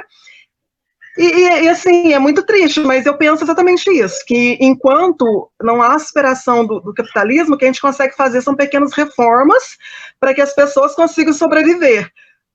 A gente consegue, por exemplo, fazer uma reforminha e conseguir um direito trabalhista, faz outra reforminha e consegue uma ação afirmativa para o negro para a faculdade. O capital se apropria da nossa luta. Por exemplo, meu último emprego, antes da pandemia, que eu pedi demissão e tal, mas eu ocupava o segundo cargo mais alto em uma empresa grande de varejo. E eu nunca imaginei que eu fosse trabalhar lá, porque não era o que eu estudei para fazer, não era o que eu almejei fazer, nunca comprei, nunca nem visitei o site, eu compro na lojinha da vizinha, sabe? No brechó. Então, quando de repente eu mando um currículo e aí eu sou convidada para uma entrevista, eu me pego diante de uma pessoa que acha linda a minha trajetória, porque é bonito contar na empresa, olha só, eu tenho aqui uma mulher negra que veio do nada, veio lá da roça e superou, sabe? Me pegar como esse estandarte do capital e colocar ali, se ela conseguiu, você também consegue. Então, é você ser usada como essa bandeira do capital, entendeu? E ficar lá, e aí você tem que ficar cobrando de meninas que às vezes não tiveram a mesma realidade que a sua, que ali eu era chefe de meninas de 20 anos, que meninas brancas que estavam na faculdade, que moravam com os pais, não tinham que contribuir financeiramente em casa. Então, era muito cobrado de mim ter que falar para ela, poxa, você tem que vender mais, você tem que dar seu melhor, você tem que fazer mais, senão você não vai chegar lá. Olha, eu tô aqui, a minha vida foi muito pior que a sua. Então, eles te pegam, às vezes, como sendo essa bandeira de, nossa, olha como a gente é militudo, a gente tem essa daqui, ó. Um dia uma mulher acusou alguém lá dentro de racismo, porque achou que estava seguindo ela, tal. Como é que vamos valer aqui a situação? Chama lá a supervisora, olha lá, a mulher que está mandando aqui no momento que o gerente não está, é uma mulher negra, então aqui não tem racismo. Não estou dizendo que tinha o racismo, estou dizendo de uma situação singular ali, sabe? Pegar você para validar aquela empresa, sendo que ela representa e financia um projeto ao qual eu não acredito. Então, acaba você, para ocupar esses espaços, tendo que, às vezes, se anular o que você acredita, anular quem você é, para representar o que eles querem. E a gente faz, porque a gente precisa comer, a gente precisa de dinheiro. Eu precisava de 6 meses na carteira com esse cargo para depois conseguir outro emprego com o mesmo nível salarial. Então, a gente faz. Por quê? Porque a gente está dentro do capital. Aí, quando a gente vê lá uma mulher negra trabalhando, nossa, que bom, mas que bom. Pode ser bom num certo simbolismo de outras pessoas pensarem, eu também quero, também consigo, ela é representatividade. Só que tem um momento que essa representatividade, a representatividade do que é uma mulher negra chegar ali, e tem um momento que essa representatividade é meramente para cobrar dos outros. Se uma consegue, você consegue. E eu não quero ser essa representatividade. Não quero mesmo. Então, eu acredito que, sem superar o capital, essas outras coisas são só mini reformas, são pequenas reformas e que a gente vai aceitando porque é o que tem dentro do modelo capitalista, infelizmente.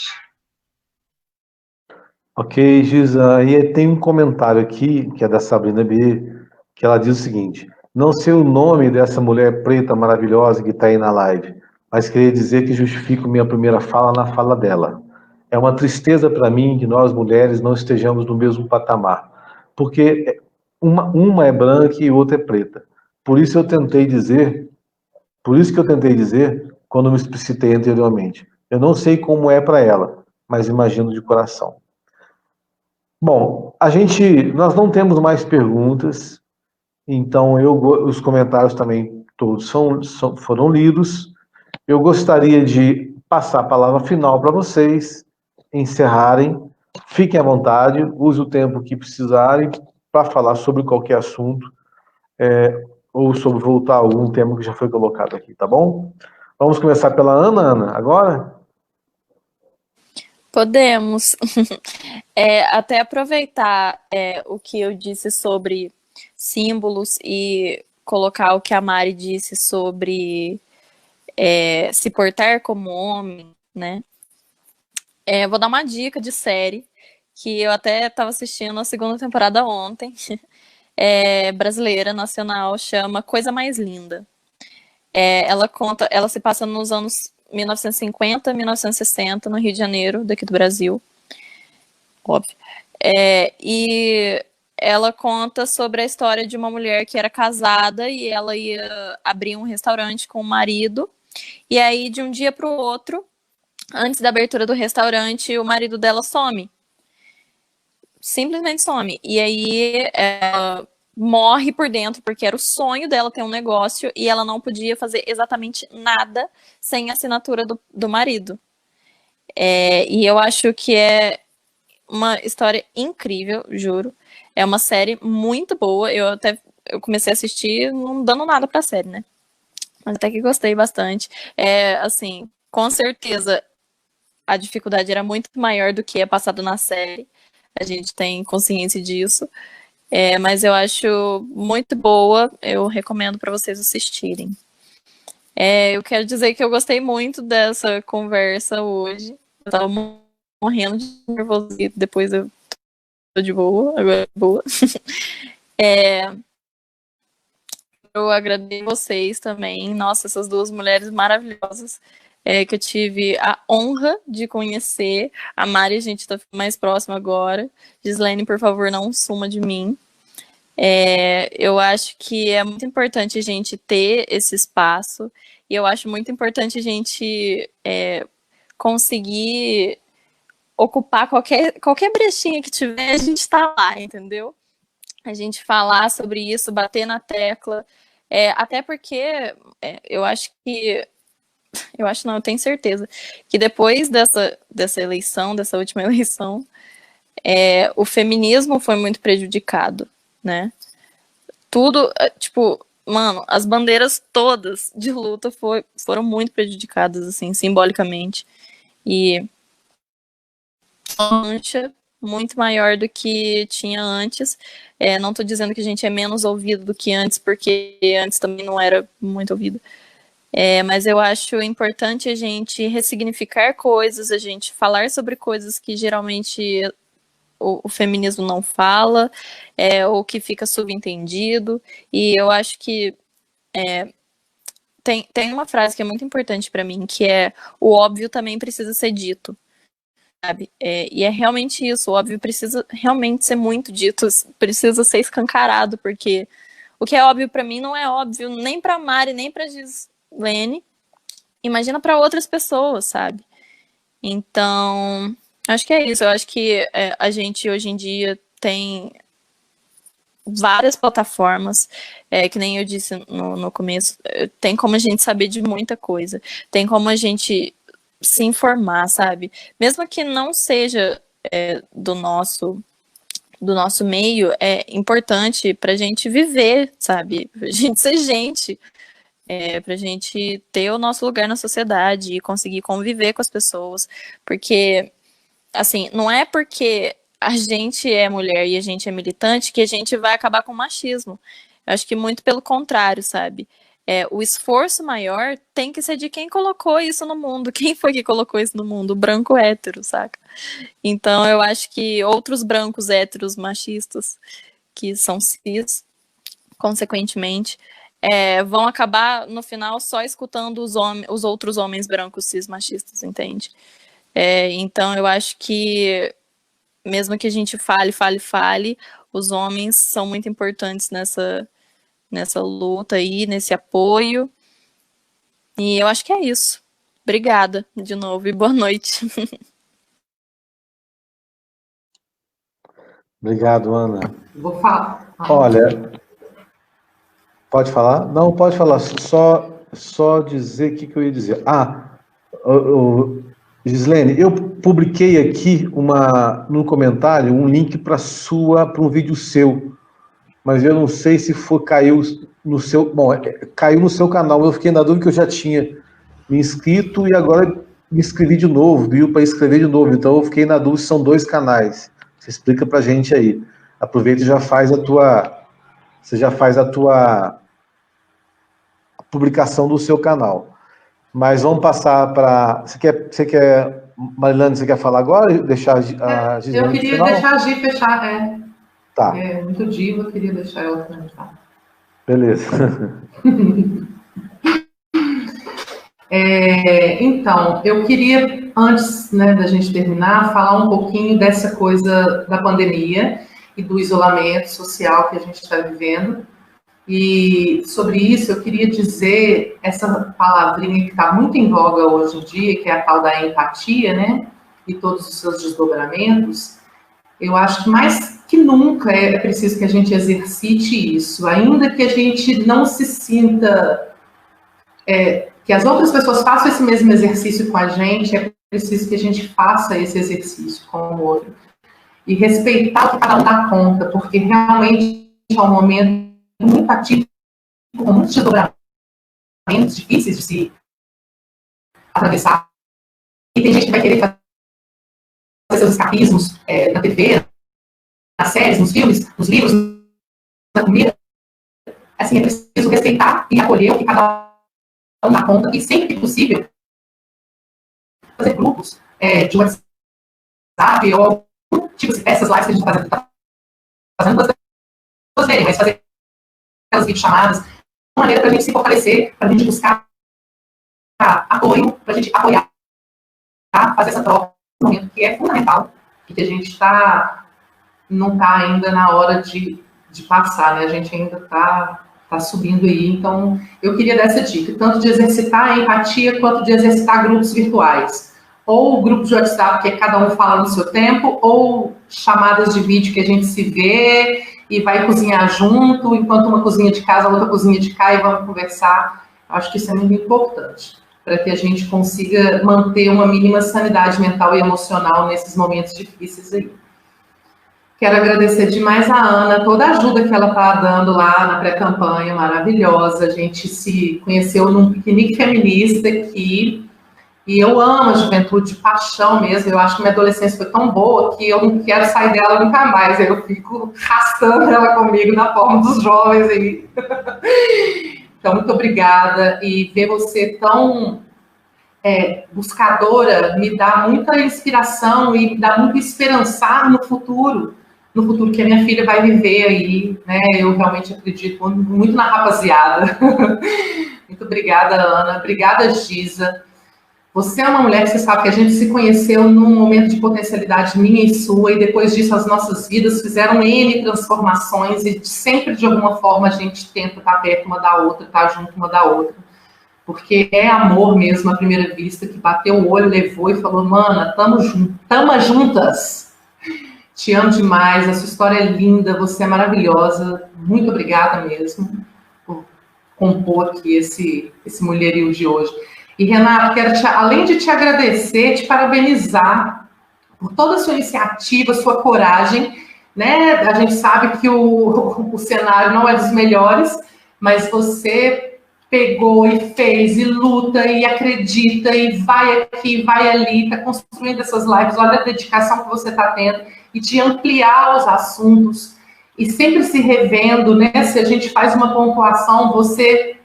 Não, peraí, vou pensar então, né? Então, assim, parabéns mesmo, muito obrigada por você estar fazendo esse papel na nossa cidade, é fundamental. E quero agradecer a todo mundo também que acompanhou a gente aí. Eu sei que live é comprida, nem todo mundo tem muita disposição, né? Mas eu agradeço muito quem participou, quem comentou, quem ficou aí assistindo a gente. Muito obrigada mesmo. E eu vou reforçar isso, que eu sou pré-candidata a vereadora aqui em Varginha. É uma novidade na minha vida entrar nesse mundo da política, mas eu decidi entrar exatamente nesse momento difícil, porque eu entendi que se pessoas como eu não quiserem ocupar esses espaços continuarão sendo ocupados, muito provavelmente pelo mais do mesmo. E aí a gente não sai do lugar.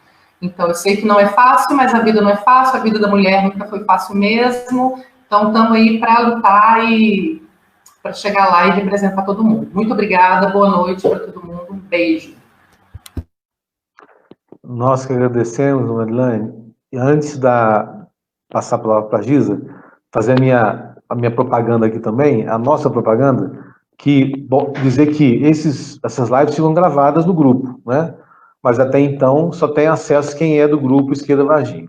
Mas nós estamos criando, hoje ficou pronta a edição da última live, do vídeo da última live, que é o 5º, mas mais à noite ou amanhã cedo, a gente já vai publicar também, já está pronto, as 5 lives, publicadas no nosso canal do YouTube, Esquerda Varginha, porque aí as pessoas vão ter acesso publicamente, né? Ou seja, mesmo quem não for do grupo Esquerda Varginha vai poder acessar todas as 6 lives, as 5 lives anteriores e a de vocês. Nós vamos, essa semana, editar, aí, com a ajuda do Rodrigo Modesto, que também é um grande incentivador e idealizador do grupo, e do canal YouTube. Ele está ajudando a editar e colocando as legendas. Então, e a gente está cortando os cacos, né? Se não edita conteúdo, apenas os cacos, para tentar diminuir um pouquinho o tempo de duração, mas enfim, está no YouTube, no canal Esquerda Varginha. Inscrevam-se, assistam, compartilhem lá, divulguem essas lives que estão sendo tão elogiadas por quem tem participado, né? Porque aí, lembrando que a gente está tentando fazer um recorte local, né? A gente chama debatedores daqui da cidade, ou da região, ou que estão fora, mas que têm uma relação afetiva com a cidade e tem um conhecimento local. Eu acho que a gente tem a mídia local, mas a mídia local dificilmente destina ou dedica tanto tempo assim, né, para a gente analisar temas tão caros e tão necessários para nós, da esquerda, né, de pensar uma sociedade alternativa, ou de fazer uma crítica à sociedade atual. Então, nós não temos esse espaço aí fora. Então, por isso, idealizamos o Esquerda Varginha, que é um espaço, sobretudo, de análise, sobretudo de aprofundamento, né? Porque a informação, mesmo a informação de esquerda, hoje ela é abundante. Você tem aí trocentos canais, né? Trocentos Facebook, Twitters e etc., que replicam, né, memes, frases, dados históricos, mas espaço de reflexão, e aí então talvez um lado positivo da pandemia, né, que ela nos permitiu ter esse tempo maior, dedicar esse tempo para nós mesmos, né, e aí para nós mesmos e dos temas que nos afetam com mais intensidade, que muitas vezes no dia a dia a gente não tem tempo para parar e pensar. Então, refletir sobre a esquerda, refletir como que nós pensamos, como é que nós nos relacionamos, essa é a nossa ideia do Esquerda Varginha. E agora, com o canal YouTube, nós vamos poder multiplicar isso, tá bom? Giza, fica com você a palavra para você encerrar a nossa live, e depois eu só finalizo alguns recadinhos, tá bom? Então, primeiro eu quero dizer que foi um prazer conhecer a Ana, que eu só conheci aqui no WhatsApp, né? E agora a gente está numa live junto. A Marilane, que a gente já tem uma relação de amor, que a gente se conheceu num momento que, tipo, de grandes descobertas para as duas, né? De busca do seu caminho e tal. Ou, como eu disse, que eu caí aqui por acaso nesse caminho, né? Talvez aí eu acho que o dia que a gente se conheceu foi um início. Obrigado também ao Renato, né, por estar proporcionando esse encontro. Mas eu quero só agradecer o pessoal respondendo sobre o canal. O canal é Giza, com Z, G-I-Z-A, Didática. Eu não tenho 2 canais, talvez, se você não entrou com outro Gmail, então provavelmente, não sei, pode não ser. Mas qualquer coisa, depois eu vou nos comentários e coloco o vídeo de hoje, e até no próprio grupo mesmo, eu publico ele lá, que eu acho que ele é bem importante. É uma coisa que eu levei 17 anos para falar, mas hoje eu consigo falar, e falar me ajuda, e ajuda outras pessoas com certeza que assistirem esse vídeo. Mas, então, eu quero agradecer a todo mundo por ter estado aqui. Eu acho que esses espaços são de suma importância, de extrema importância, a gente está aqui construindo esse espaço e tal, mas a gente tem que, é claro, agora, como a Marilane disse, tentar estar em outros espaços também, né, tipo no WhatsApp, em outros locais. Para mim, gente, não me liguem, porque eu não vou atender o telefone, nunca me liguem, não vou atender o telefone, só se mandar mensagem no WhatsApp e avisar, vou te ligar, posso? Aí eu marco horário e você me liga, bem assim. Mas, fora isso, não liguem, tá? E falando sobre política, a gente incomoda mesmo. A gente incomoda, mulher, as pessoas da esquerda hoje incomodam. Quanto tempo faz que as pessoas acham que esquerda é só uma pequena reforminha, que esquerda é só o PT, que esquerda é só uma sigla de partido e não um projeto de vida, que não é as pessoas que estão ali do lado do trabalhador, do lado das minorias. E eu tenho passado por isso, eu não sei se vocês estão acompanhando, alguns de vocês, mas tem uma treta aí gigantesca, porque um dia eu postei, no começo do mês, eu postei uma camiseta que eu pintei, escrito, faça os racistas sentirem medo, e coloquei uma frase do Malcolm X, escrito, como na legenda, escrito, se você não for cuidadoso, a mídia fará você odiar os oprimidos e amar os opressores. Printaram a minha foto, jogaram em todos os grupos de direito da cidade, uma mulher fez isso, falando que eu sou ameaçadora, caluniadora, que os comunistas de 3 pontos estão caluniando e que onde estão as autoridades. E depois disso foi virando aquela bola de neve, porque aí a militância descobriu e foi lá me defender, né, e a pessoa ficou famosa, porque ela passou dos 8 comentários que ela tinha na página para 800, de repente. E aí depois ela resolveu validar como se ela já tivesse tido um relacionamento com um negro uma vez na vida, então ela não é racista por isso. Né? E colocando a foto do cara e falando que isso valida a ela, que ela não é racista por isso. Mas, e ainda essa perseguição continua, tá, gente? Eu sou considerada hoje a maior esquerdista radical de 3 pontas e que quero tocar fogo nos racistas. Disseram até para ela andar armada porque tá perigoso. Eu queria deixar isso bem claro que isso está acontecendo hoje, está sendo uma situação bem séria até. A gente ri porque é tão surreal, mas está acontecendo isso com muita seriedade aqui. É um lugar totalmente colonialista ainda, o sul de Minas, e cidades pequenas que as pessoas não admitem perder o seu espaço de poder e ver esse espaço sendo ocupado por mim, mulher negra que resolveu que não vai mais da senzala delas e que não vai mais servi-las. Então, perdeu, não tem mais a gente na senzala delas. Mas eu quero agradecer a vocês por tudo, deixar um beijo para todo mundo que ficou aqui, para todo mundo que falou, me chamou por nome, agora eu não vou lembrar, eu lembro que tem um monte de gente aí, então se eu falar um, eu vou esquecer os outros. Mas é isso, gente. Muito obrigada. Ok. Então, aqui, ó, nós temos a Marta Mexidiera agradecendo a todos vocês e a mim. Foi o Marlon Nogueira, gratidão por essa live linda.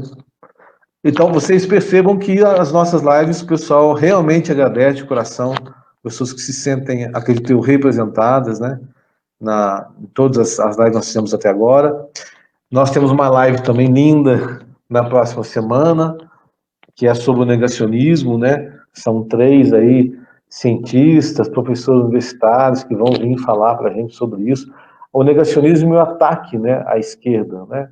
A questão da cloroquina, da negação da ciência, da negação das universidades, enfim, é um tema também super interessante. E a gente eu coloquei no grupo, né, quem tiver, essas lives são propostas por vocês, não há, são sugestões que partem de vocês mesmos, algumas, né, e já teve essa semana alguém do Ladeira que propôs uma live sobre ufologia espiritual, porque eu tinha falado, olha, vamos propor temas também que não são clássicos, né, da esquerda, temas que são interessantes, que estão permeando o nosso dia a dia, mas que não são os clássicos que a gente está acostumado a debater. Porque eu acho que assim a gente pode atrair mais pessoas, né, com esses temas que possam parecer mais comuns, porque às vezes quem se sente apto a discutir economia, a saúde pública, né, cultura, literatura, se bem que foram temas super bem recebidos, né, houve muita interatividade, como também houve hoje, mas a gente tem que buscar uma forma, trazer temas mais que sejam seja, que consiga agregar mais pessoas. Então, por exemplo, bioconstrução, yoga, comida, o que essa cultura vegana ou vegetariana, sei que tem uma diferença aí, enfim, temas que a gente possa trazer mais pessoas, né, para participar. E um dos temas que eu estava sondando, e já vi que conversei com a Marilane, conversei com a Ana, que é o tema do tarô, como é que isso poderia ser interessante ou não, né? Então, já tem uma pré-agenda, nós vamos agendar esse tema também, que é na perspectiva de rever, né, de fazer uma releitura da vida, do individual, mas também com, né, com uma face aí com o social. Aqui está a Namar, que está sentindo a ausência dela, porque ela participou de todas as lives, e eu já ia falar com ela, por que você não veio nessa live? Ela está dizendo aqui, ó, parabéns, cheguei no finalzinho, Namar. A Namar que eu já convidei para participar de uma live, que ela tem muito a nos dizer, mas ela disse que está no momento mais de escutar. E não está errada também não, né, Namar? Está certinho, tem momentos para falar e tem momentos para escutar. Mas um dia ela anima e vem falar com a gente aqui. Então é isso, muito obrigado, participação de todos. Qual que é o nome dessa linda aí, Giza? Essa é a Lorena. Oi, Lorena. Fala, oi, Lorena. Oi. Beijo. Manda beijo. Não vai mandar, não. Então tá bom. Um beijo para vocês e até a próxima semana. Obrigado por participarem. Tchau.